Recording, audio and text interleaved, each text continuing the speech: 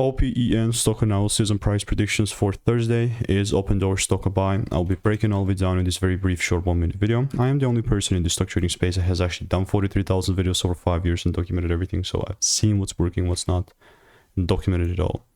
Genuinely with OPEN, it really likes to pull down a bit here. I mean, after a crazy runner, of course, we're going to have those corrections. And notice how I'm still not bullish unless the price shows me that clean break. I mean, particularly all I wanted to see was this like sort of beautiful double break here. And if it didn't sort of give me that, then why the heck would I be forcing it? You know, I wouldn't. Simple. So, like that. This is where we are. The only thing that's going to make me be bullish here, on this 5-minute chart, whatever you want to call it, is a proper double break. And as long as it's sitting inside this demand zone, this gray area, right? And if it doesn't happen, then why the heck would I be forcing some random buys here?